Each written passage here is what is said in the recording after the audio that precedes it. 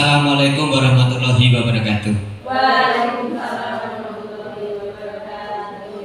Yang saya hormati Bapak Kepala SDN Negeri Ronggo 01. Yang saya hormati Bapak dan Ibu Guru SD Negeri Ronggo 01 dan SD Negeri Ronggo 03. Pertama-tama marilah kita panjatkan puji dan syukur kehadirat Allah Subhanahu wa taala, di mana pada kesempatan yang berbahagia ini kita dapat berkumpul di dalam acara sharing session menyebarkan pemahaman dan penerapan pengalaman budaya positif. Pertama kalinya marilah kita panjatkan puji syukur kehadirat Allah Subhanahu wa taala, di mana pada kesempatan yang baik ini kita diberi anugerah sehat walafiat.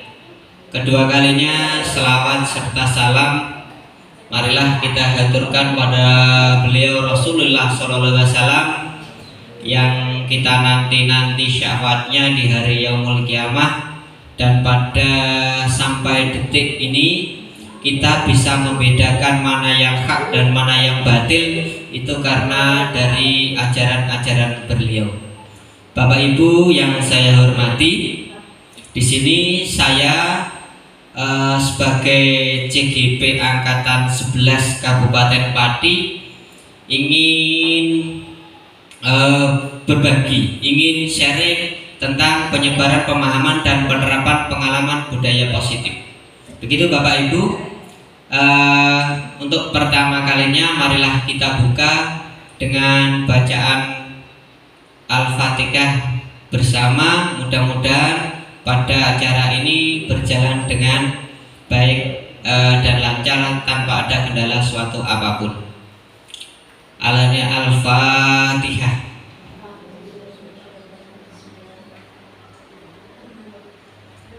Ihdinas siratal mustaqim siratal ladzina an'amta 'alaihim ghairil maghdubi 'alaihim waladdallin. Amin. Bapak Ibu, sebelum kita mulai kita buat kesepakatan dulu ya. Kesepakatan yang pertama, HP di silent saat kegiatan, boleh? Disetujui ya? Yang kedua, acungkan tangan saat akan berpendapat nanti. Yang ketiga, aktif mengikuti kegiatan dan saling menghargai nantinya di dalam berpendapat. Kita mulai dari diri sendiri ya. Ceritakan dahulu Bapak Ibu ketika menjadi murid dulu, bagaimana budaya di sekolah membentuk karakter diri ibu dan bapak. Berbagi pengalaman ya. Kalau saya sendiri dulu bahwa dulu ketika budaya di sekolah itu ketika saya itu ini SMA saya sering terlambat karena memang perjalanan untuk ke sekolah itu transportasi zaman dulu itu memang sangat sulit, dan kebetulan saya itu jalan kaki ya, dari Sumber Agung menuju SMA Negeri 1 Sumber zaman dulu. Ini bisa diklarifikasi di teman-teman saya dulu. Jalan karena harus menyeberangi sungai. Yes, kita tahu tahun 1997 itu memang sulit-sulitnya transportasi. Begitu ya. Saya ketika di sekolah kok telat, itu pasti saya disuruh mengisi kamar mandi full. Ini mungkin kalau dulu itu memang itu budaya yang nantinya akan menerapkan disiplin murid. Kalau di Ronggo 3 Bapak Ibu masihkah seperti itu ataukah memang ada cara yang lain begitu? Halo. Ini berbagi pengalaman dulu. Itu ya. Di Ronggo 3 masih seperti yang salahkan atau tidak? Tidak ya? Tidak ya. Pastinya akan berubah zaman demi zaman begitu. Ya, kita lanjut Bapak Ibu. Konsep inti yang sebenarnya di dalam budaya positif itu adalah yang pertama tentang perubahan paradigma belajar. Terus lanjut ke disiplin positif, terus nilai-nilai kebajikan, kebutuhan dasar manusia, motivasi perilaku manusia, posisi kontrol guru, keyakinan kelas, dan segitiga restitusi. Dalam konsep ini biasanya dilakukan alur tersebut adalah alur yang digunakan di dalam nantinya di dalam penerapan budaya positif. Perubahan paradigma belajar. Bagaimana seorang bisa berubah dari paradigma stimulus respon kepada pendekatan teori kontrol. Bila kita ingin membuat kemajuan, ya, perlahan sedikit demi sedikit ubahlah sikap atau perilaku Anda. Namun bila kita ingin memperbaiki cara-cara utama kita, maka kita perlu mengubah kerangka acuan kita. Ubahlah bagaimana Anda melihat dunia, bagaimana Anda berpikir tentang manusia. Ubahlah paradigma Anda atau diri kita sendiri, skema pemahaman dan penjelasan aspek-aspek tertentu tentang realitas. Ini menurut Stephen Covey. Ini bisa nanti bukunya bisa dilihat. Kalau di guru penggerak ini di 1.4 yang di bagian nanti dielaborasi juga ada, di demonstrasi juga ada, gitu ya. Makanya Bapak Ibu nantinya saya harapkan ikut daftar yang di angkatan selanjutnya, di angkatan 12 ini. Bapak Ibu ya, siap ya? Alhamdulillah. Kalian ini stimulus respon dan teori kontrol. Ya. Realitas kebutuhan kita sama. Realitas kebutuhan kita kalau kontrol itu berbeda. Semua orang melihat hal yang sama. Kita mencoba mengubah agar pemandangan sama dengan kita. Perilaku buruk dilihat sebagai suatu kesalahan. Orang lain bisa mengontrol saya bisa mengontrol orang lain. Pemaksaan ada pada saat bujukan gagal, model berpikir menang atau kalah. Ini biasanya yang di stimulus respon. Akan tetapi ketika di teori kontrol bahwa realitas atau kebutuhan kita itu sebenarnya berbeda. Yang kedua, setiap orang memiliki gambaran yang berbeda pula. Kita berusaha memahami pandangan orang lain tentang dunia. Semua perilaku memiliki tujuan. Nah, ini yang mengerti adalah diri kita sendiri. Orang lain tidak tahu. Demikian dengan murid. Misalnya anak tersebut itu mempunyai gagasan atau tindakan yang mereka lakukan itu karena menurut mereka itu baik. Nah, akan tetapi menurut kita mungkin tidak baik karena tidak sesuai mungkin dengan kesepakatan atau peraturan yang ada di sekolah. Lah, bagaimana itu? Nah, makanya kita ada pendekatan kepada murid. Lanjut, disiplin positif. Ketika mendengar kata disiplin, apa yang terbayang di benak Bapak Ibu? Disiplin? Ya, Bu Biki? Sesuai aturan. Yang lain, apa yang terlintas di pikiran Bapak Ibu ketika Anda mendengar disiplin? Tanggung jawab. Menakutkan tidak kira-kira nih? Menakutkan bagi mereka yang memang tidak disiplin, betul. Nah, dari kata disiplin saja, ketika kita tidak merubah mindset dari anak didik kita, maka mereka pasti akan merasa terbebani. Nggih, mboten Bapak Ibu? Kebanyakan orang akan menghubungkan kata disiplin dengan tertib, teratur, kepatuhan peraturan seperti itu ya. Sebagai pendidik, kita kan sebagai guru pendidik ya, tujuan kita adalah menciptakan peserta didik yang memiliki disiplin diri sehingga mereka berperilaku mengacu kepada nilai-nilai kebajikan universal dan memiliki motivasi intrinsik dalam perubahan perilaku ke arah yang lebih baik. Nilai-nilai kebajikan universal kita bahas, Bapak Ibu. Nilai-nilai kebajikan universal berarti nilai-nilai kebajikan yang disepakati bersama, lepas dari suku bangsa, agama, bahasa maupun latar belakangnya. Nilai-nilai ini merupakan payung besar dan sikap dan perilaku kita, atau nilai-nilai ini merupakan fondasi dasar kita berperilaku. Nilai-nilai kebajikan adalah sifat-sifat positif manusia yang merupakan tujuan mulia yang ingin dicapai setiap individu. Salah satu nilai kebajikan yang ingin dicapai oleh setiap anak Indonesia yang kita kenal dengan profil pelajar Pancasila. Ini di modul kami di CGP itu di 1.1 dan diulas kembali di 2.1. Di situ ada profil pelajar Pancasila yang dulunya ya sebenarnya ini tidak asing, dari dulu pun sudah ada di dalamnya ini, termasuk di agama kita ya. Di agama kita kan kita tetap beriman pada Allah Subhanahu Wa Taala. Di situ ada yang poin pertama, beriman dan bertakwa pada Tuhan Yang Maha Esa dan berakhlak mulia.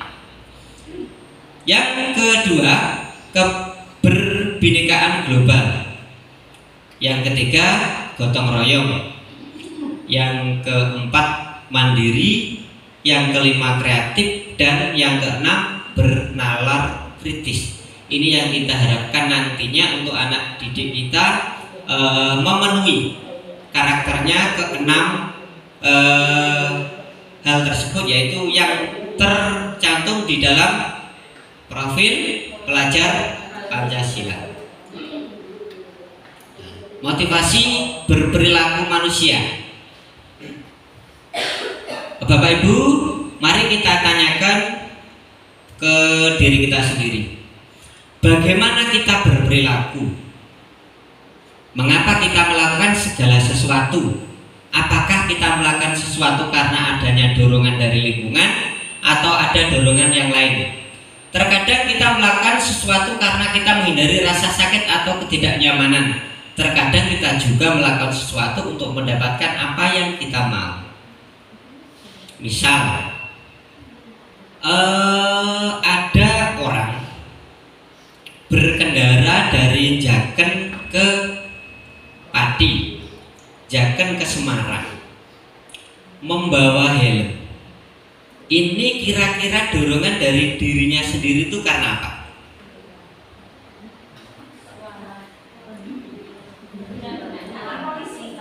Takut ditilang polisi. Ini benar betul. Mereka tidak menggunakan helm karena takut ditilang polisi.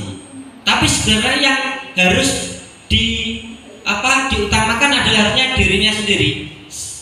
Seperti yang disampaikan oleh Bu Pinky, bahwa harusnya mereka memikirkan keselamatannya. Karena kalau tidak pakai helm, takut ketika jatuh maka dirinya akan lebih parah. Begitu ya?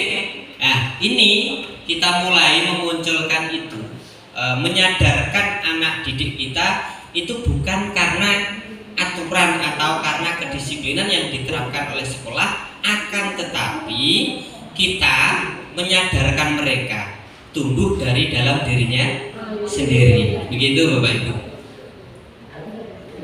Dan Gassel menyatakan ada 3 motivasi perilaku manusia.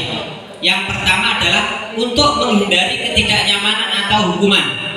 Ini yang seperti yang ditanyakan tadi. Dua, untuk mendapatkan imbalan atau penghargaan dari orang lain. Yang ketiga, untuk menjadi orang yang mereka ingin dan menghargai diri sendiri dengan nilai-nilai yang dipercaya. Misal, yang pertama mendapatkan imbalan. Ketika ada anak mau nyapu di sekolah misalnya, mereka hanya ingin misal ini piket saya, dan nanti kalau saya tidak piket maka akan dimarahi Pak Guru. Akan tetapi kalau saya itu piket maka akan mendapatkan reward atau pujian dari Pak Guru. Sebenarnya kan tidak seperti itu, gitu. Harusnya mereka sadar bahwa ketika mereka menyapu itu memang untuk kepentingan diri sendiri, kepentingan lingkungan. Karena ketika disapu bersih maka lingkungan akan nyaman, sehat seperti itu. Indah, betul Bu Mun. Keyakinan kelas.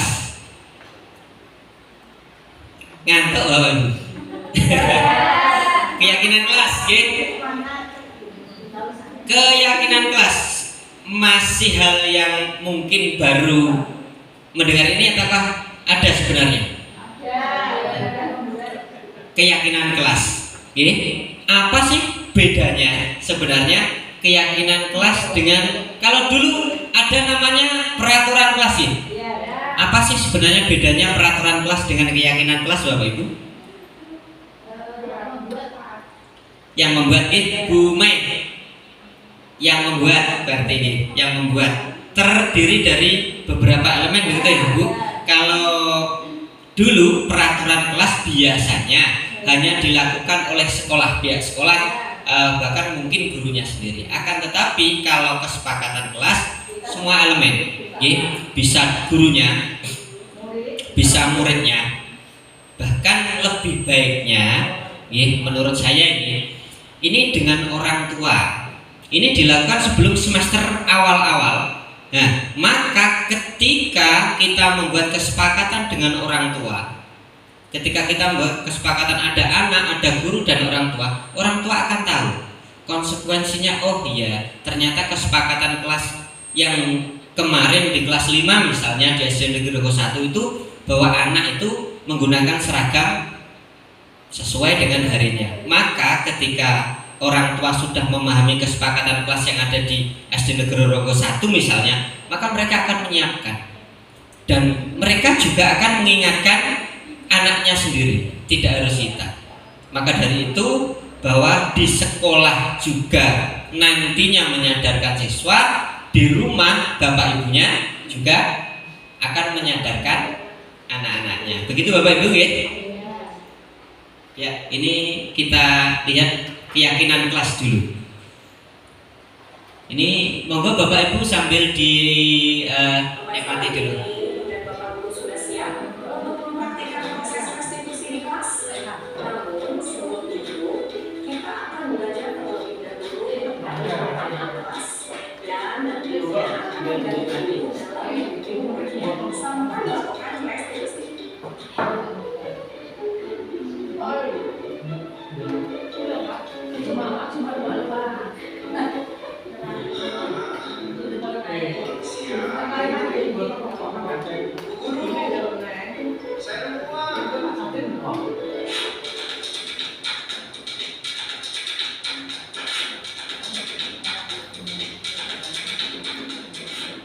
Apa itu keyakinan kelas?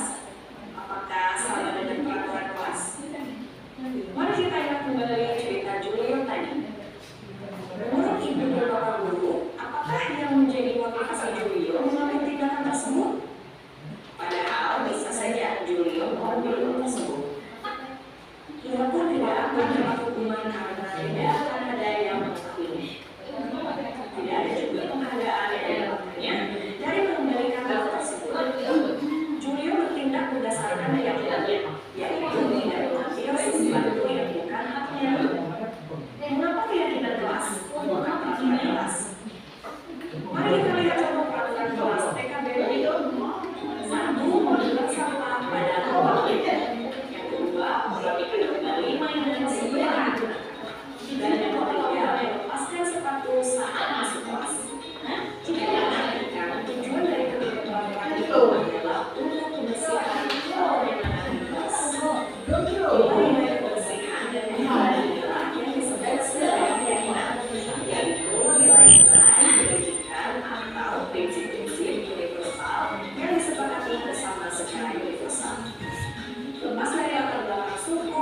negara, bahasa, maupun agama.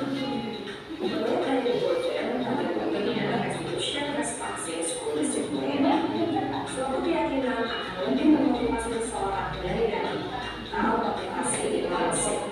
Seseorang akan lebih tergerak dan bersemangat menjalankan keyakinannya daripada mengikuti serangkaian peraturan. Begitu pula dengan hidup kita. Peraturan biasanya rinci dan konkret. Suatu kelas bisa memiliki lebih dari satu peraturan yang berkaitan dengan kebersihan dan kenyamanan. Peraturan juga bisa bertambah seiring waktu. Sedangkan keyakinan bersifat lebih abstrak dan universal dibanding peraturan. Segala sesuatu yang berkaitan dengan kenyamanan tergabung dalam satu keyakinan.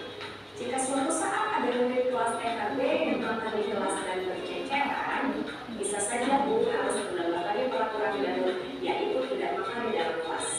Sedangkan jika memakai keyakinan kelas, guru hanya perlu mendalami kembali nilai keyakinan kepada muridnya yang nantinya berujung ke restitusi. Bagaimana membentuk keyakinan kelas? Keyakinan kelas akan menjadi keyakinan bersama seluruh anggota kelas. Lalu, bagaimana cara membentuk keyakinan kelas ini? Ada beberapa hal perlu diperhatikan terkait keyakinan kelas. Yang pertama, pembuatan keyakinan kelas melibatkan semua warga kelas. Yang kedua, keyakinan kelas hendaknya tidak terlalu banyak sehingga mudah diingat dan dipahami oleh semua warga kelas.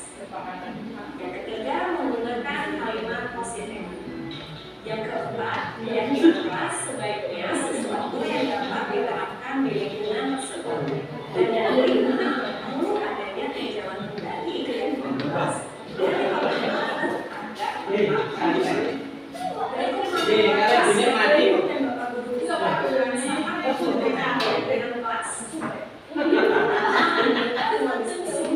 memberikan kesempatan untuk semua murid menyampaikan masukannya mengenai jika murid belum terbiasa dengan istilah keyakinan, maka bisa dilakukan untuk mengusulkan peraturan. Yang kedua, mencatat semua pendapat murid di papan tulis yang besar sehingga semua bisa menyelesaikan hal melakukan kalimat negatif bahwa boleh menjadi kalimat positif. Contohnya, jika ada yang mengusulkan peraturan yang membicarakan menjadi kalimat positif, menghargai dan berbicara.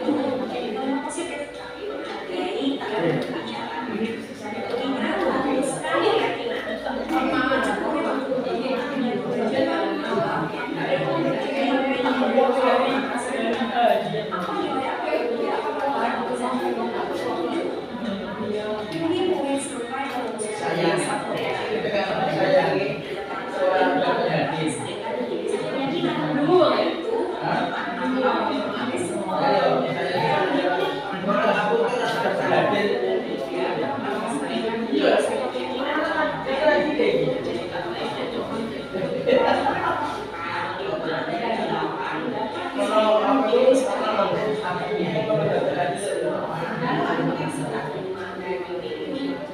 Yang keempat, tinjaulah. Guru perlu meninjau kembali butir-butir keyakinan dari semua peraturan yang sudah disarikan. Ingat bahwa sebaiknya keyakinan kelas tidak terlalu banyak agar murid diingat.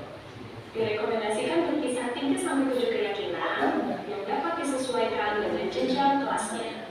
Dan yang kelima, membuat pernyataan keyakinan. Pastikan semua warga kelas memahami makna dari keyakinan tersebut. Guru dapat mengajak murid untuk merumuskan pernyataan keyakinan yang dapat dipahami bersama.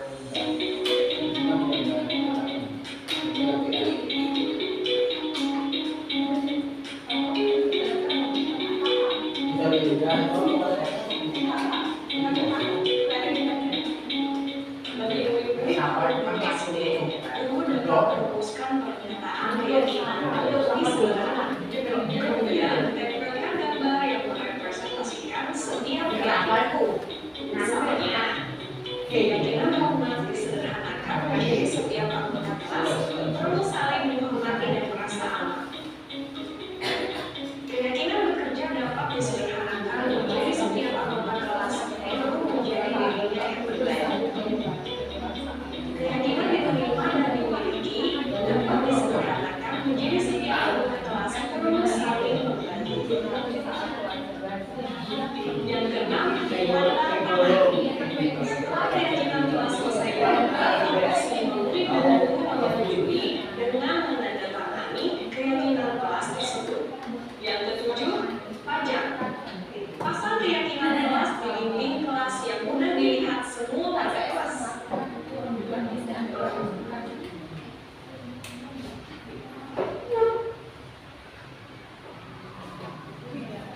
Demikian Bapak Ibu pencerahan tentang alur dalam nantinya kita melakukan kesepakatan kelas. Nah ini karena ajan kita rehat sejenak. Demikian tadi adalah video keyakinan kelas yang mungkin nanti dijadikan referensi di dalam kita nantinya membuat kesepakatan kelas atau keyakinan kelas. Urutan itu mungkin nantinya dapat dijadikan dengan baik. Begitu ya Bapak Ibu. Keyakinan kelas ini biasanya bersifat abstrak, berupa pernyataan universal dibuat dalam pernyataan positif yang misalkan ini positif, ini misalkan begini, tidak boleh membuang sampah sembarangan. Ini kan kalimat negatif, maka bisa diubah membuang sampah pada tempatnya. Tidak boleh memukul atau membuli temannya. Berarti bisa diubah kata tidaknya ini karena merupakan kalimat negatif, maka bisa diubah menjadi kalimat yang positif. Sedikit saja agar mudah diingat. Simple, kata-katanya tidak bertele-tele. Terus sesuai dengan kondisi kelas. Terus semua warga kelas atau sekolah dilibatkan saat membuat keyakinan kelas. Ini harapannya Bapak Ibu. Contoh keyakinan kelas misalkan di kelas 1. Yang pertama, setiap anggota kelas perlu belajar. Setiap anggota kelas perlu senang. Terus setiap anggota kelas perlu melakukan tugas. Setiap anggota kelas perlu saling menghargai. Setiap anggota kelas perlu merasa nyaman. Ini untuk keyakinan kelas 5. Selalu bersikap positif. Senantiasa menjadi diri terbaik. Percaya dan menghormati orang lain serta barang miliknya. Terus berkomitmen terhadap setiap tugas. Selanjutnya senantiasa membantu. Kebutuhan dasar manusia. Kebutuhan dasar manusia adalah segala sesuatu yang kita lakukan untuk mendapatkan apa yang kita inginkan. Ini pastinya setiap orang berbeda-beda kebutuhan dasarnya. Terus memiliki tujuan tertentu dan semua usaha terbaik yang kita lakukan adalah dalam rangka agar kebutuhan dasar kita terpenuhi dengan baik. Kebutuhan dasar manusia yang pertama, bertahan hidup. Terus penguasaan, kebebasan, kasih sayang, rasa diterima, dan kesenangan. Halo? Kita sadari tidak bahwa kebutuhan dasar manusia itu ada 5 ini. Kita butuh seneng, iya enggak? Nggih mboten? Bu Endah butuh seneng mboten, Bu? Wah, butuh seneng. Kasih sayang? Diperhatikan temannya, merasa dimanja. Nggih butuh ya? Butuh. Bebas, mau kemana-mana, tidak ada beban, tidak ada yang marah, tidak ada yang seolah-olah di spion atau di di Google Map ya. Seperti itu. Ada penguasaan, menguasai sesuatu. Misalkan ning pasar ini mas-mas kok nek iso sing nuku aku dhewe. Kadang seperti itu ya. Terus bertahan hidup. Bertahan hidup itu jelas kita bekerja itu karena kita mau bertahan hidup. Dengan memahami konsep 5 kebutuhan dasar, kita dapat mengarahkan murid untuk mencari cara positif untuk memenuhi kebutuhan dasar mereka. Kita dapat membimbing murid menemukan solusi atas permasalahannya sendiri, karena ketika karena seorang murid melakukan suatu perbuatan yang bertentangan dengan nilai-nilai kebajikan atau melanggar, maka kita bisa mengingatkannya. Nah, sekarang posisi kita sebagai seorang guru, sebagai posisi kontrol. Yang pertama adalah penghukum. Yang kedua adalah membuat rasa bersalah. Yang ketiga sebagai pemantau. Yang keempat sebagai teman. Yang kelima sebagai manajer. Selama ini kita berada di posisi yang mana Bapak Ibu? 1, 2, 3, 4, 5. Penghukum, membuat rasa bersalah, pemantau, teman, manajer. Selama ini betul? Bagus kalau gitu. Kalau memang sudah di manajer, Bu Dwi Nur Latifah itu luar biasa. Luar biasa. Yes, kita sadar. Saya sendiri kadang dulu ini alhamdulillah di guru penggerak ini kebetulan di modul 1.4 alhamdulillah jujur sebelumnya saya memang belum memiliki dasar-dasar dalam menangani sebuah kasus. Alhamdulillah ketika diterima di CGP angkatan 11 saya mendapatkan ini di modul 1.4 Bapak Ibu. Penghukum, membuat rasa bersalah, memantau, teman dan manajer. Penghukum saya yakin akan diingat anak sampai kapanpun. Pembuat rasa bersalah seperti itu. Pemantau kita itu hanya melihat oh ya seperti itu. Tapi kita sebagai teman, kalau kita sebagai teman maka kita akan dekat dengan mereka sehingga apa yang mereka lakukan, yang mereka anggap benar itu kalau memang kita sebagai teman kita akan tahu sebenarnya oh ternyata alasan mereka melakukan ini adalah ini seperti itu. Itu ya. Nah, miskonsepsi tentang teori kontrol. Ya, yang pertama ilusi guru mengontrol murid, ilusi bahwa kritik dan membuat rasa bersalah mampu menguatkan karakter, ilusi bahwa semua penguatan positif, efektif dan bermanfaat, ilusi bahwa orang dewasa berhak memaksa. Ini harus kita kaji ulang miskonsepsi seperti ini. Ya.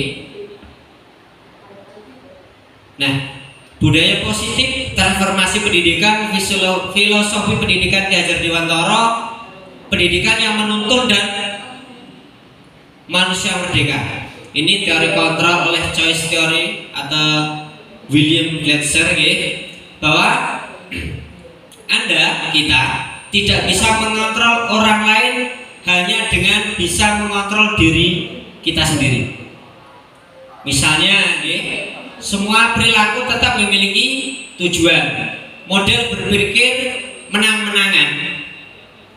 Kolaborasi, konsensus menciptakan pilihan-pilihan baru, pengembangan komunitas berbasis aset atau kekuatan dan realitas atau kebutuhan kita berbeda. Kita berusaha memahami pandangan orang lain tentang dunia. Setiap orang memiliki gambaran yang berbeda. Yang pertama,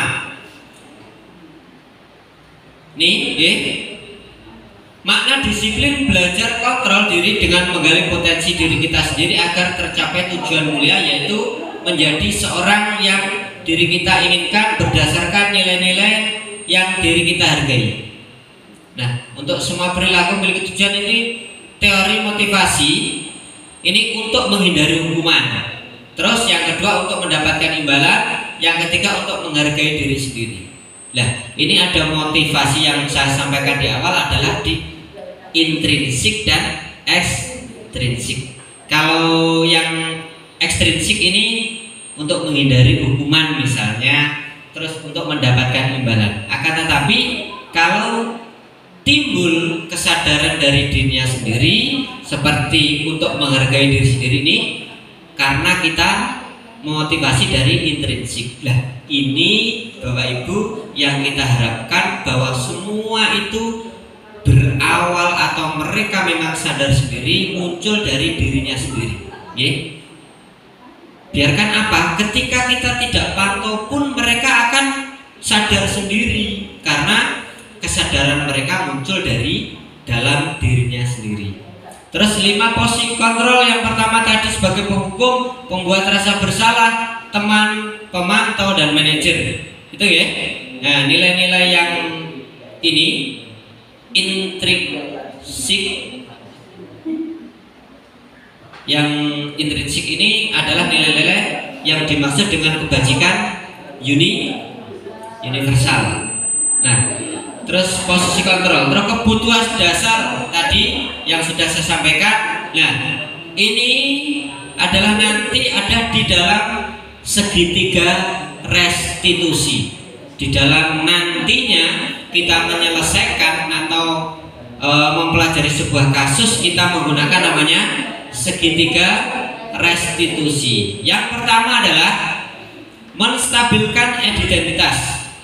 Yang kedua, validasi kebutuhan. Yang ketiga, menanyakan keyakinan. Nah, kita sebagai posisi kontrol sudah ya, sebagai penghukum. Ini guru percaya bahwa cara yang terbaik selama ini seperti ini. Kita yang saya lakukan ini pasti terbaik, seperti itu. Guru menggunakan hukuman fisik atau verbal seperti ketika salah, selalu pasti kamu yang terakhir. Kamu salah terus, seperti itu. Oke, patuhi aturannya. Awas kalau salah, seperti itu. Ini sebagai penghukum. Terus sebagai pembuat rasa bersalah, contohnya guru menggunakan intonasi yang lebih rendah, lemah lembut, atau mungkin keheningan untuk membuat situasi yang tidak nyaman. Guru menggunakan kalimat agar murid merasa bersalah atau kasihan pada guru. Misalnya, ini ya, ibu sangat kecewa pada kamu. Beberapa kali ya bapak harus memberitahu kamu. Bagaimana kalau orang kamu tahu atas kesalahanmu? Saya tambah, tolong biar saya tidak dimarahi oleh kepala sekolah, kamu jangan ulangi lagi ya. Nah, ini membuat anak itu iba ya, merasa kasihan lah, seperti itu.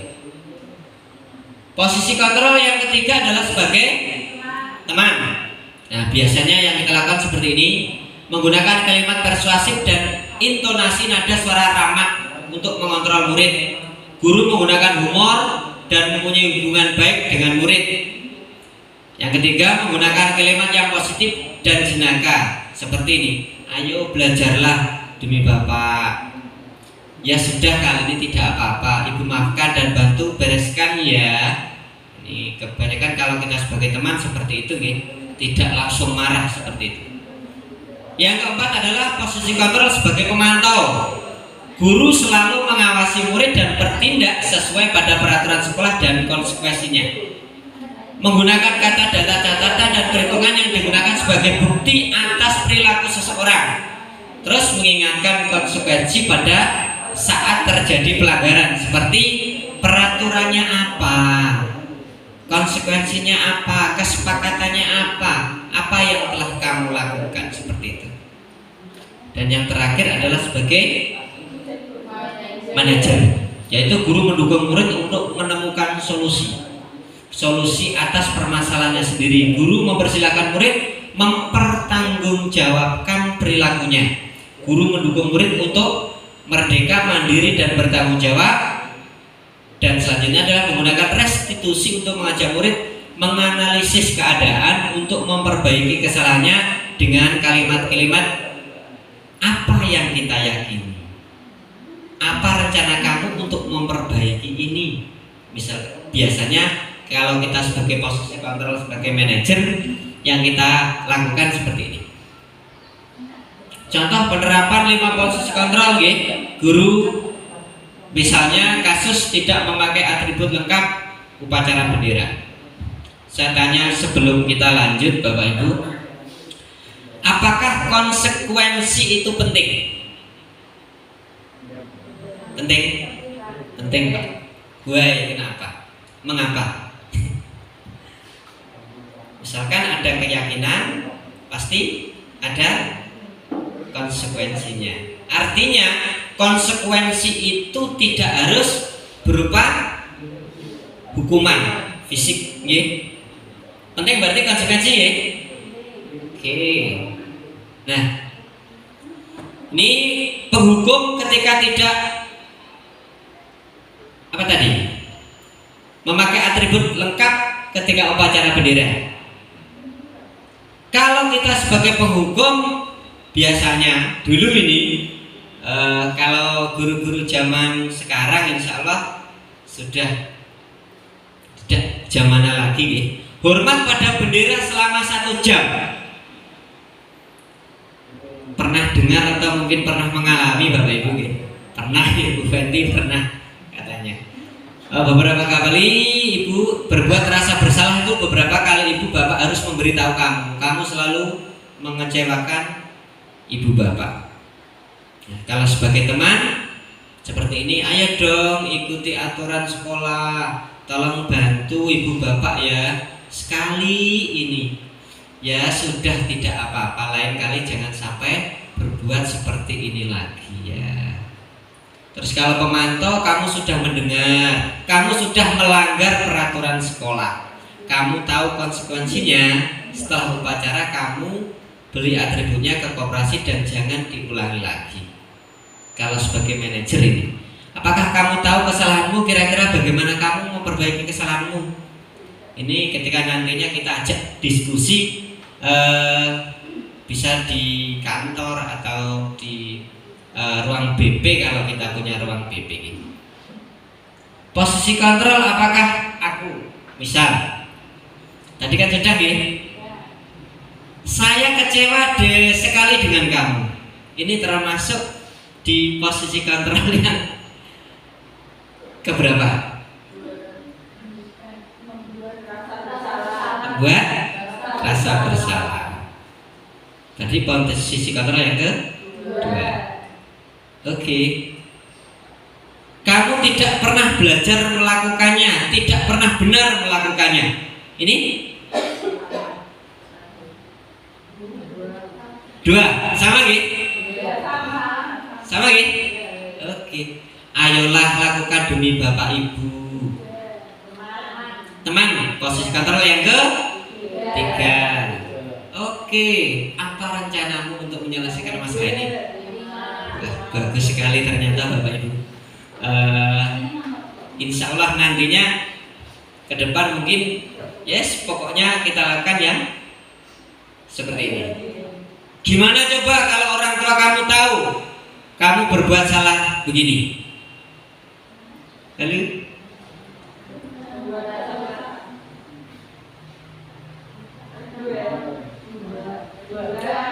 2, 3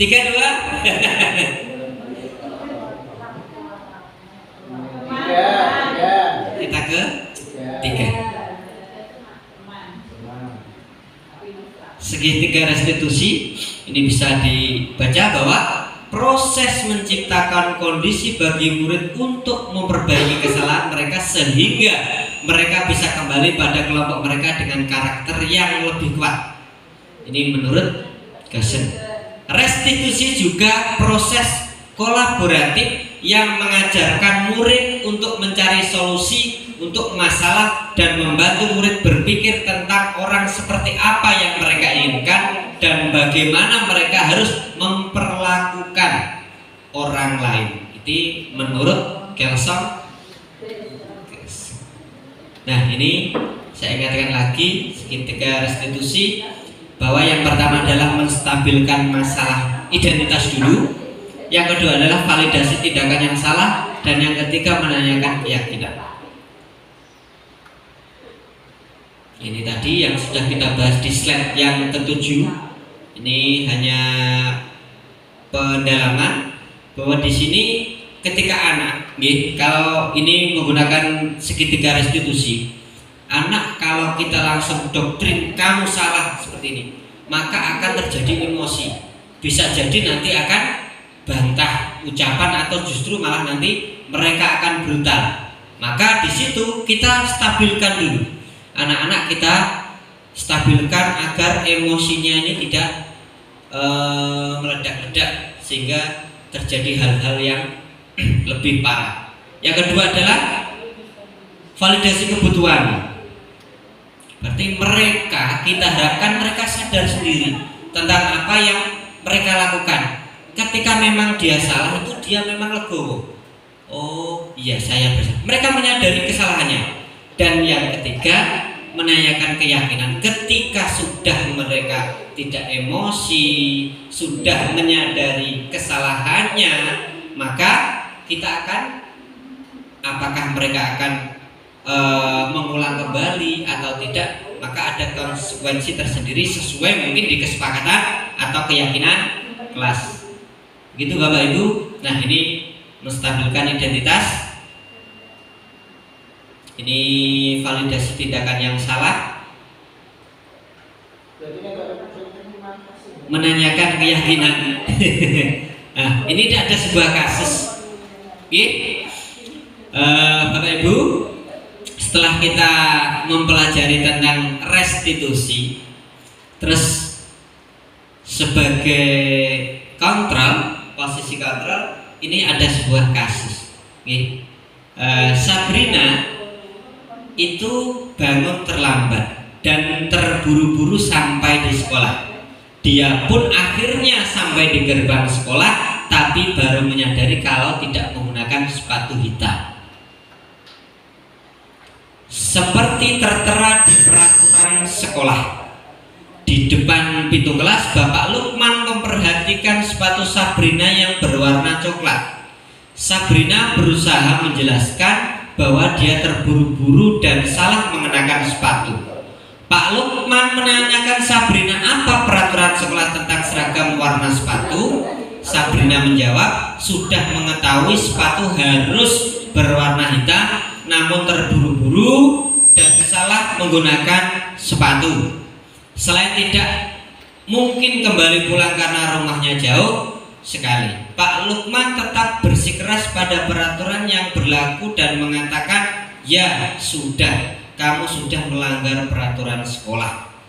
Kamu salah, sudah terlambat. Salah pula warna sepatunya. Segera buka sepatumu kalau tidak bisa mengenakan warna sepatu sesuai peraturan. Sabrina meminta maaf dan memohon kembali kepada Pak Lukman agar tetap dapat mengenakan sepatunya dan berjanji tidak akan mengulang kesalahannya. Namun Pak Lukman tidak mau tahu. Tidak, kamu tetap melanggar peraturan sekolah. Kalau tidak sanggup ambil sepatu di rumah atau diantarkan sepatu ke sekolah, ya sudah, kamu tidak bersepatu saja seharian di sekolah. Sekarang copot sepatumu dan silahkan belajar tanpa sepatu seharian. Sabrina pun dengan berat hati mencopot sepatunya dan memberikan kepada Pak Lukman. Seharian tidak berani berkeliling sekolah karena malu dan lebih banyak berdiam diri di kelas tanpa sepatu. Ini kasusnya, ya. Terus kita selesaikan dulu sebelum ini kita berpikir bersama. Tapi sebelumnya ini kita lanjut. Saya memberikan ice breaking. Ice breakingnya karena sudah berpikir, sudah melihat sesuatu, silakan dinikmati es yang sudah di depan telinga. Dengan saya bertanya, ketika ada pertanyaan seperti ini, monggo di es breakingnya, esnya diunjuk dulu. Raja hutan. Sekarang saya tanya Bapak Ibu, kalau saya tanya raja hutan itu siapa? Jawabannya Bapak Ibu apa? Singa. Sepakat singa? Halo? Nggih, sambil makan Pak sama. Nggih. Sepakat singa? Sepakat singa. Woi, kenapa? Kalau kita lihat cerdik kancil lah, nggih ya. Kalau kita lihat besar, gajah lebih besar. Kalau kita tinggi, jerapah lebih tinggi. Kalau dalam hal memanjat, monyet, jangan lihat saya kalau monyet. Monyet lebih handal saya kira. Tapi kenapa?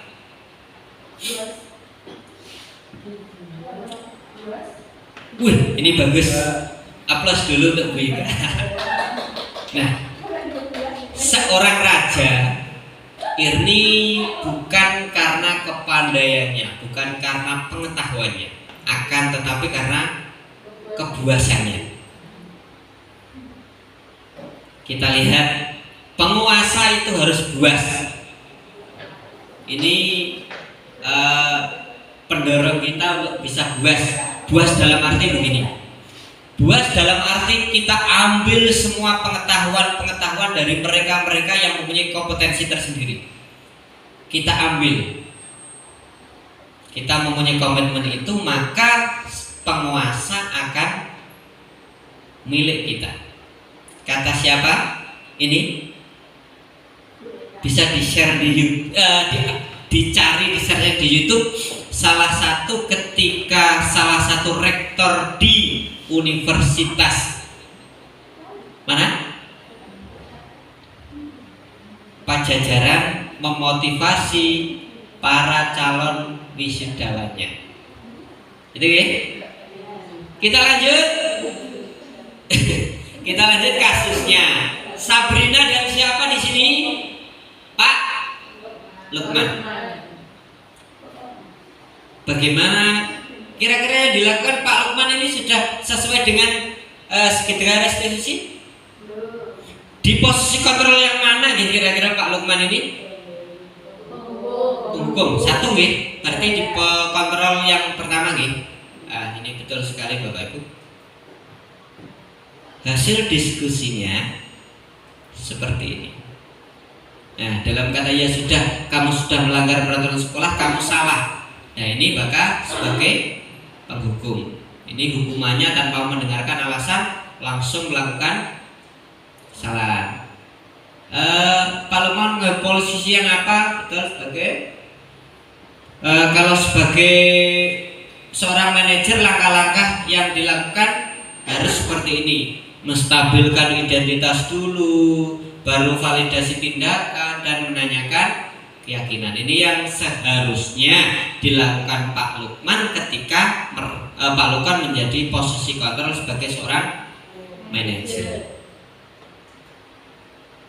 Kira-kira bila Anda, Bapak Ibu semua itu menjadi kepala sekolah, di sekolah tersebut nilai kebajikan apa yang ingin dituju dalam peraturan, dalam sepatu yang berwarna hitam, dan bagaimana Anda menyikapi langkah-langkah yang diambil oleh Pak Lukman seperti kasus tadi.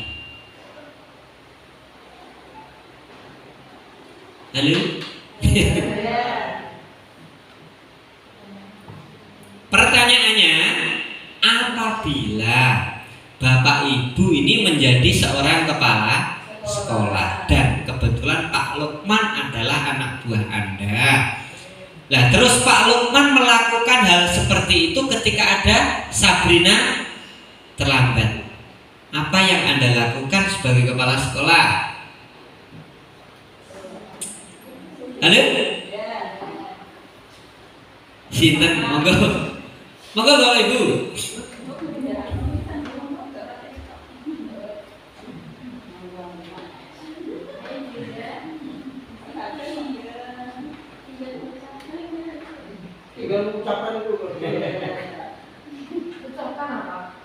Punya, nggih, monggo Bu Dwi.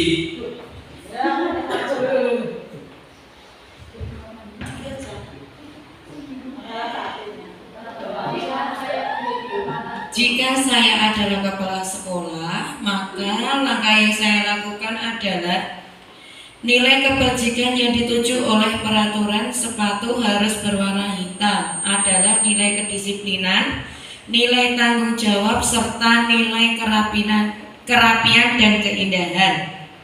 Yang saya lakukan untuk menyikapi langkah yang diambil Pak Lukman mengenai kasus tersebut adalah 1. Mengajak Pak Lukman berdiskusi dan memberi himbauan agar mempelajari tentang 5 posisi kontrol guru dan menerapkan posisi kontrol manajer dalam mendisiplinkan murid. Yang kedua, menyarankan Pak Lukman untuk menerapkan segitiga restitusi dalam menanamkan disiplin positif. Dan yang terakhir, mengadakan workshop tentang budaya positif kepada guru-guru di sekolah. Terima kasih, tepuk tangan dulu. Nah, ini yang diutarakan oleh Bu Dwi Nur Latifah bahwa akan melakukan sesuai dengan restitusi dan mempelajari 5 posisi kontrol. Ya.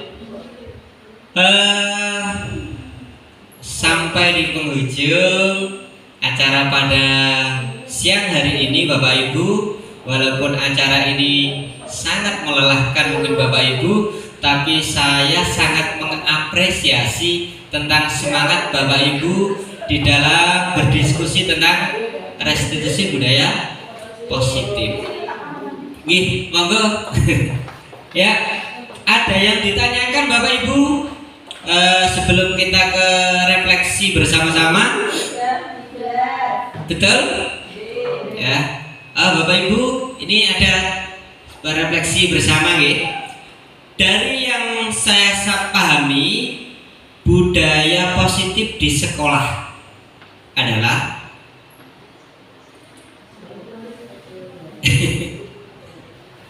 terus siapa saja yang mendukung terwujudnya budaya positif di sekolah? Semua warga sekolah nggih. Ya.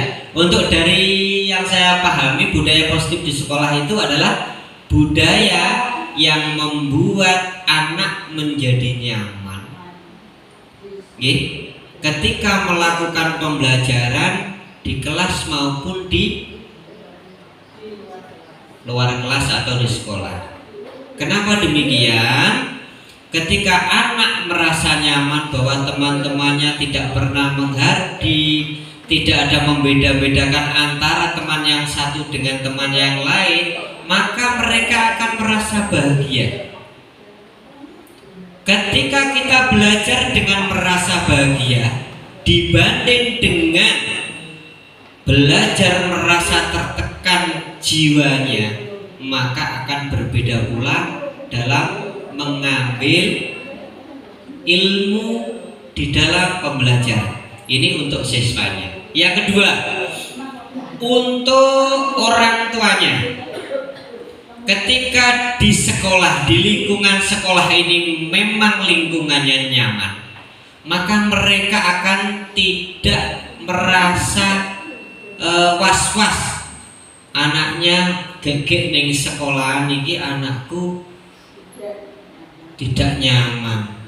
Gegek anakku ning sekolah dibully. Gegek anakku ning sekolah dijewer bu guru. Nah, namun ketika kita sudah menciptakan suasana budaya positif di sekolah dan menangani kasus-kasus di sekolah sesuai dengan segitiga restitusi dan mempelajari 5 posisi kontrol, insya Allah terciptanya lingkungan yang nyaman di dalam pembelajaran akan terwujud seperti itu. Begitu Bapak Ibu?